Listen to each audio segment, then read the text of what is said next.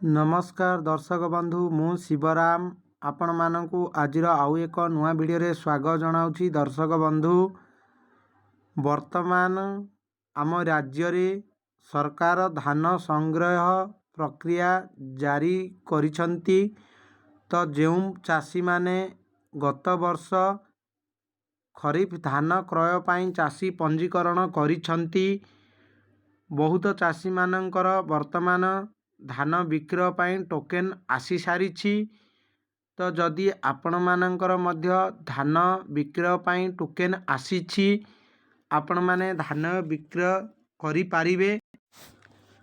जदि आपण माने धान मंडी रे अधिक धान दियंती ताहले आपण माने सरकार योजनारू बाद पड़ी पारंती।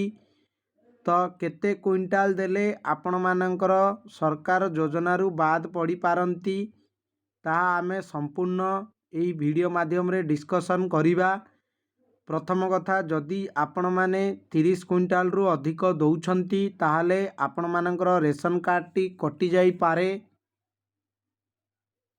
किंबा आपण मानकर चाषी पंजीकरण रे 5 एकर रु जमी जदि अधिक पंजीकरण करूछंती ताहले आपण माने सुभद्रा योजनारू बाद पड़ी जिवे एवं आपण मानकर रेशन कार्ड मध्य कटि जाई पारे। तो दर्शक बंधु आपण माने मध्य जदि धान मंडी पाई पंजीकरण करिसंती ताहले आपण माने 30 क्विंटाल रु अधिक धान दियंतु नाही।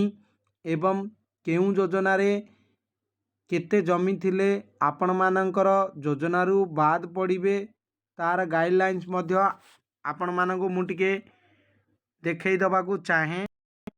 तो देखंतु आपण माने सुभद्रा योजना रे जदि आपण मानकर 5 एकर रु अधिक जलसेचित जमी किंबा 10 एकर रु अधिक अण जलसेचित जमी थाए ताहले आपण सुभद्रा योजनारू बाद पड़ी पारंती।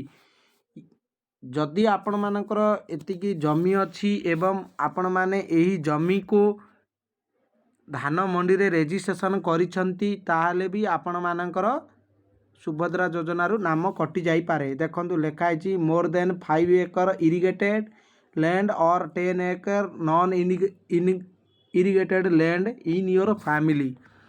तो एडी 4 नंबर रीजन देला। देखंतु एठी जनकर अछि यांकर 5 एकर रु जमी अधिक अछि तेणु आंकर मध्य सुभद्रा योजनारू रिजेक्ट हो जाइछि।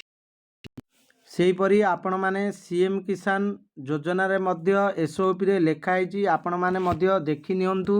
क्षुद्र और नाममात्र चाषी ग्रामांचल रे जेउ मानकर 5 एकर रु कम चाष जमी थिबो सेही माने ही पीएम सीएम किसान पाइबा पाई योग्य अटंती। जदि आपण मानकर या ठारू अधिक जमी पंजीकरण करौछंती ताहले आपणकर सीएम एवं पीएम किसान रिजेक्ट हो जाई पारे एवं आपण माने मध्य सीएम किसान किंबा पीएम किसान योजनारू बाद पड़ी पारंती।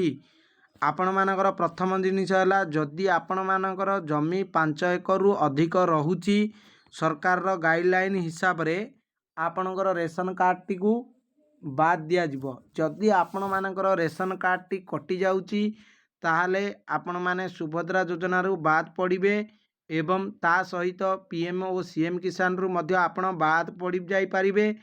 तापरे रहिला जदि आपणकर रेशन कार्ड टी कटि जाउची ताहले आपण मानकर आयुष्मान कार्ड मध्य पाई पारिबे नाही। कारण आयुष्मान कार्ड जेउ हिताधिकारी मानकर रेशन कार्ड थिबो सेही माने ही आयुष्मान योजना रे शामिल होई पारिबे। तो मोटामोटी कहिबाकू गले आपण माने जदि धान मंडी रे अधिक धान विक्रय करंती ताहले आपण मानकर पीएम किसान सीएम किसान एवं आयुष्मान योजना एवं सुभद्रा योजनारू आपण माने बाद पड़ी पारंती। तो आपण माने अधिक धान विक्रय करिबा पाई चेष्टा करंतुनी। जदि आपण माने चेष्टा करूछंती ताहले आपणकर ओन रिक्स आमे सेतिरे कहिबार नाही। किंतु इनफॉरमेशनटी आपण मानकु जणाई दबार थिला मु आपण मानकु जणाई देली। जदि आपण मानकु इनफॉरमेशनटी भल लगी थाए वीडियोटी को लाइक करंतु, प्रथम थर पई चैनल को विजिट करथिले चैनल को मोर सब्सक्राइब करंतु। जय जगन्नाथ। पुणी देखा आउ एक वीडियो रे।